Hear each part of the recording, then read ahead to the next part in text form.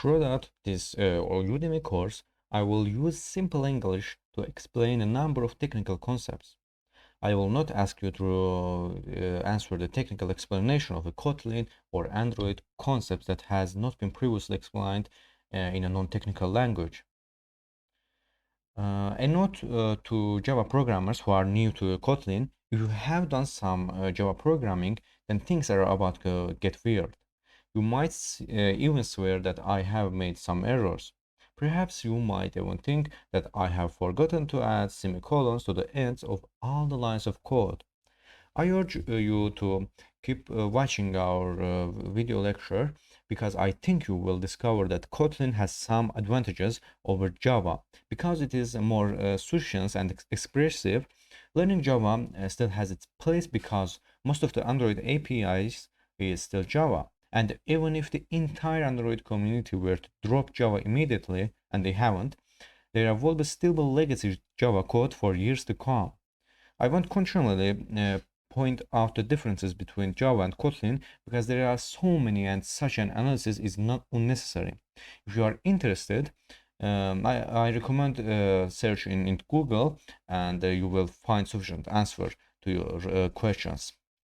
Ultimately, Kotlin and Java compile to the exact same Dalvik compatible Java bytecode. In fact, Java and Kotlin are 100% interoperable and can even be mixed together in a project. You can even paste Java code into a Kotlin project and it will be instantly converted to Kotlin. The Kotlin and Android communities are full of people who speak in technical terms. Therefore, to join in and learn from these communities, you need to understand the terms that they use. So the approach to this course takes is to learn a concept or get a broad outline using entirely simple language, but at the same time introduce the jargon or technical terms as part of the learning. Kotlin syntax is the way that we put together the language elements of Kotlin to produce the code that executes, as you see here. The Kotlin syntax is a combination of the words that we use and formation of these words into sentences, like structures that is our code. These Kotlin words are many number, but taken in small chunks. They are certainly easier to learn than any human language. We call these words keywords, like this, and this, and of others, of course. I'm confident that if you can read plain English, then you can learn Kotlin, because learning Kotlin is much easier than learning to read English. So what then separates someone who has finished an elementary Kotlin course, such as this one, and an expert programmer? The answer is the exact same thing that separates a student of a language and a master poet. Expertise in Kotlin comes not in the number of the Kotlin keywords and we know how to use, but in the way that we use them. The mastery of the language comes through the practice, further study, and using the keywords more skillfully. Many consider programming an art as much as a science, and there is some truth to this. So the first line I want explain you the commands in Kotlin, which is necessary for programming uh, in Kotlin. So as you become more advanced at writing Kotlin programs, the solutions that you use to create your programs will become longer and more complicated. Furthermore, as we will see in our later lectures, Kotlin was designed to manage complexity by having us divide up our code into separate classes, usually across multiple lines. Code commands are a part of the Kotlin files that do not have any function in the program execution itself. That is, the compiler ignores them. They serve to help the programmer to document, explain, and clarify their code to make it more understandable to themselves later, or other programmers who might need to use the change. I want to show you some examples. So this is the single line comment. I think let's increase bit of font size. Okay, this is a single line comment. So the preceding comments begins with the two forward slash characters. As you can see here, if we delete just a one slash, this will be no more comment. So this and is a keywords. So Java Kotlin, our IDE reads these words as a keywords, and some things that is like variables or some, but you need to be comment these words, you need two slashes here.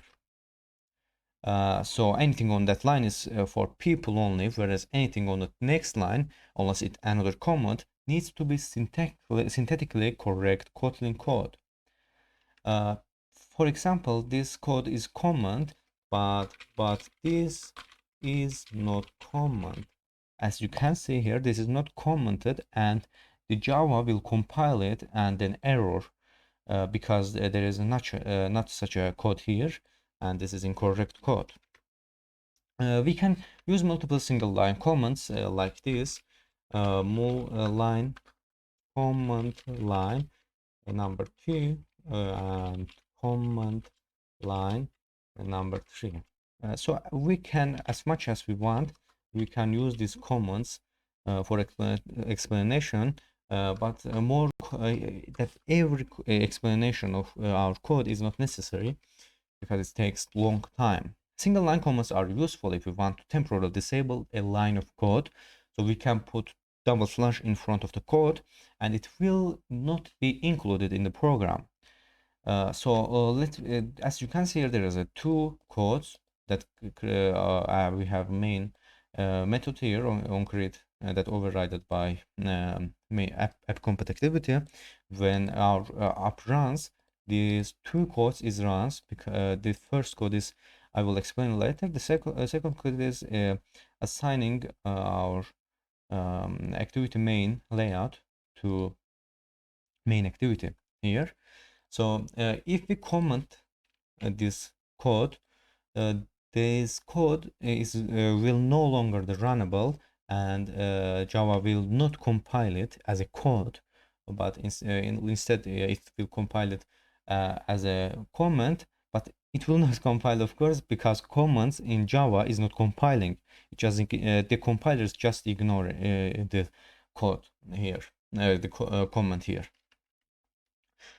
So in this situation, the layout will not be loaded and application will have a blank screen when run, as the entire line of code is ignored by the compiler. There is another type of command in Kotlin known as the multi-line command.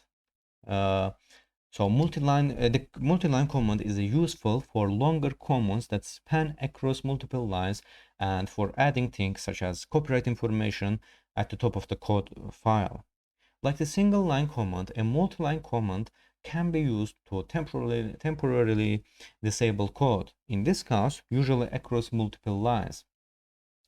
Everything in between the landing slash start character and ending slash character is ignored by the compiler. So let me do an example for you. Like activity main, let's add some code. R dot layout dot activity main here.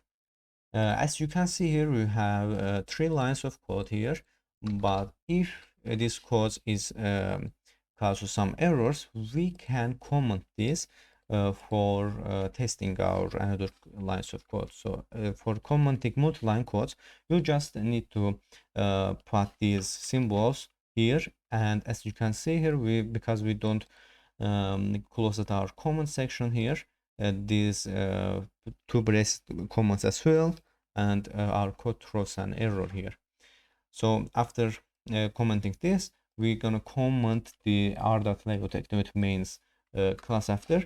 As you can see here, when I press enter, the integrated development environment is closed this comment already.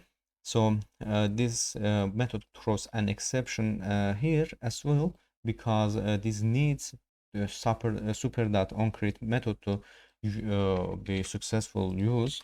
So let me add this, and our errors is gone. But these comments can be used for adding copyright information to before the code. So let me do this. Okay, copyright techpins.com.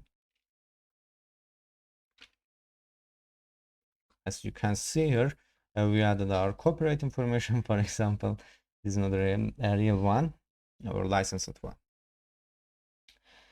So there is no limit to the number of lines in multi-line command. The type of command that is best to use will depend upon the situation. In this course, I will always explain every line of code explicitly in the text, but you will often find liberally sprinkled comments with the code itself that add further explanation, insight, or context. So it's always a good idea to read all the code thoroughly.